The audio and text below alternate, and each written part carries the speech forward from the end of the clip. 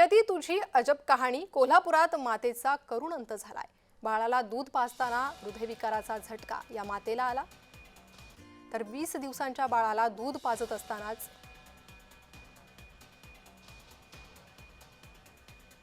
मातेचा मृत्यू झालाय. एका मातेचा करुण अंत झाल्याची ही घटना घडली आहे. हृदयविकाराच्या झटक्यानं हा मृत्यू झाला असल्याचा अंदाज डॉक्टरांकडून वर्तवण्यात आलेला आहे. शवविच्छेदन अहवाल झाल्यानंतर या महिलेच्या मृत्यूचं नेमकं कारण समोर येणार आहे. संभाजीनगरमधील जुनी मोरे कॉलनी या ठिकाणी ही घटना घडली आहे. पहाटेच्या सुमारास घडलेल्या या घटनेमुळे कुटुंबावर शोककळा पसरली आहे. रचना चौगले असं या महिलेचं नाव आहे. आठवडाभरापूर्वीच मोठ्या थाटामाटात बारशाचा कार्यक्रम पार पडला होता आणि आता या मातेचा करुण अंत झालाय. अचानक रात्री तिला म्हणजे दूध पाजवून झोपलेली बाळाला, पण पहाटे 5:30 नंतर उठवायला गेल्यानंतर हाकेला प्रतिसाद दिला नाही.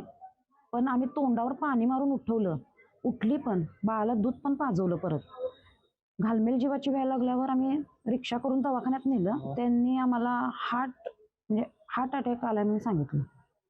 एकदम जोराचा झटका आला म्हणून सांगितलं.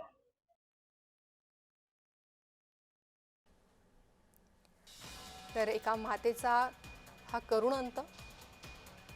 20 दिवसांचंच बाळ होतं आणि या बाळाला दूध पाजताना या मातेचा करुण अंत झालाय. त्यामुळे नियतीच्या मनात नेमकं काय असा प्रश्न उपस्थित होतोय.